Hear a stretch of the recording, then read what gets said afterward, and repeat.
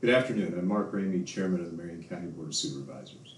I'd like to welcome you to the Marion County YouTube channel. Board of Supervisors wants to use this medium to be able to update you on activities of the board and things relative to Marion County government that we feel you need to know about. Especially if you can't make our meetings during COVID-19, it's very difficult to come to a Board of Supervisor meeting unless you have Zoom or have some way to socially distance. So we hope this is a good way to update you on the things that we are doing from a Board of Supervisor perspective. First thing, you've seen this chart many times in our Facebook Live posts and on KNIA when we've done our broadcasts on COVID-19. We will be doing another COVID-19 update next week. I'll be doing it with Kim Dorn, the Director of Marion County Public Health. We want to make sure that you have the latest information, and our team is working right now to compile that information so that we can give you an update on the status COVID-19 in Marion County. I do want to thank again all of our residents, our businesses, our churches, who have done an amazing job handling this crisis. You've been absolutely outstanding. I want to update you on three things that the board is taking action on or has taken action on. The first is the VA and Prairie Ridge. You've heard about this in the media. I'm sure you've heard it from maybe other sources, maybe other social media sources. But I wanted to give you an update on where we are at relative to these two projects. First of all, with the VA, the board hired a group out of Des Moines called Confluence. They are a planning group.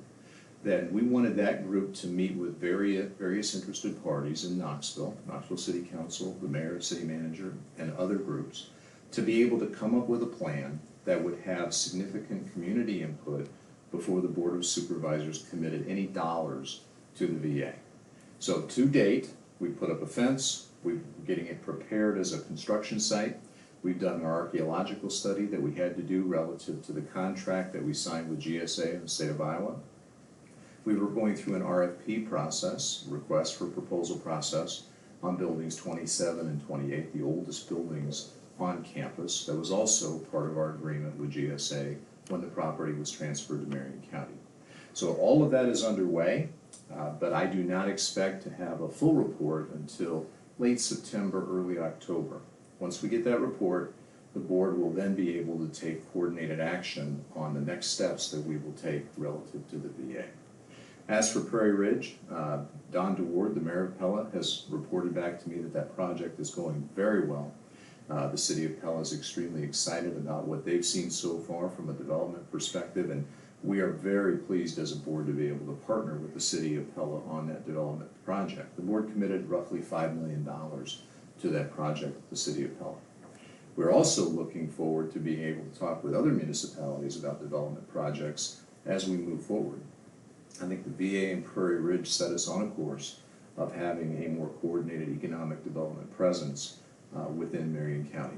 And I think that's going to be good for our county as we try to attract more people to come here and live, more businesses to come here and bring jobs here to our residents in Marion County, Iowa. A great place to live. There are two additional board actions that I want to make you aware of. First, in our most recent meeting, we appointed Emily Fagans as our Public Information Officer. Now you might ask, why do we need a Public Information Officer? First of all, Emily already works for Marion County. She's in our emergency management department, so it's not additional staff coming in. But Emily has done a wonderful job assisting me and other members of the board relative to COVID-19 and the things that we've done in terms of getting all the information that we need to digest for talking to you and planning actions from a county perspective on that crisis. It just led me to think that it would be better for the Board of Supervisors to have someone to closely coordinate that information, both coming to the board and then getting back out, whether that's to our citizens or other media sources, so that we can get that information to you in a more organized and coordinated fashion. So we're excited to have Emily take on that role. It won't be an easy role for her, but it's definitely going to help us out as board members in the coordination and communication of the information that we receive, and we all get a lot of information as individual board members, Steve and Keisha and myself. The second is we hired a lobbyist to represent Marion County. Our largest counties in the state of Iowa have individual lobbyists. we have been part of a group called ISAC, and we have borrowed lobbying capacity from that group in the past. After looking at what's gone on over the past several years, I've been on the board almost 8 years now, I felt that we weren't getting the representation that we needed from that shared lobbying capacity, and that it would be better for us to have an individual lobbyist to represent the needs of Marion County. And there are 3 things that I would like this individual to focus on initially, and I'm sure there will be many others as Steve and Keisha and myself talk as we get information from our citizens about things that are important to you as well. The first is mental health reform. Mental health reform has required Marion County, and this is again via state mandate, to send about $1 million of our property tax money to support a mental health region. We fund about 40% of that region, made up of many counties in south central Iowa. I think it's a well-intentioned effort and a way to deal with the mental health crisis that we know is going on in this state. However, there are changes that need to be made so that we can be more and better stewards of that money. I chair that board for the region, and I've seen it firsthand. But I need assistance from a legislative perspective so that this issue stays front and center in the minds of our legislators as we move forward. So we know that we'll get significant help on that front. Second is I believe we need meaningful income tax reform in the state of Iowa.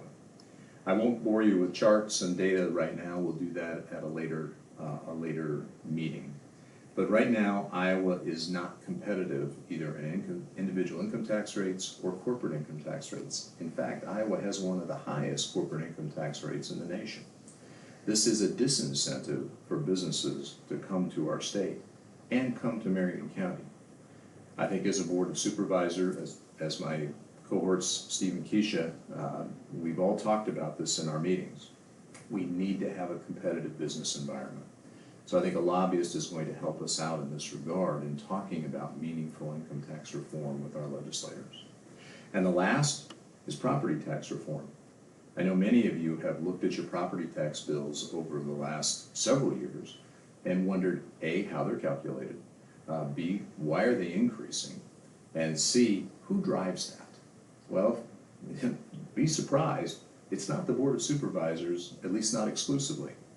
We set rates on which we collect money in our various funds. County government is only funded through property taxation. We get a little bit of sales tax money, but the vast majority of our funding comes from property taxes. That does our roads, takes care of our rock, takes care of our law enforcement, county attorney, our courthouse. All the things that we do for county government are funded predominantly through property tax money. But we also know, and you should know, that schools are well over half of the property tax dollars that you spend, and other municipalities, Pella, Knoxville, and other cities, get a share of that property tax revenue as well. So it's not exclusively a county deal in terms of the rate that you pay for property tax. That being said, the formula for property taxes is mandated by the state of Iowa. We have to fall between a particular range of collections, otherwise we get an order from the state that could then raise our property tax rates further. Our assessor has been working on this, and previous assessors have worked under this formula for many years.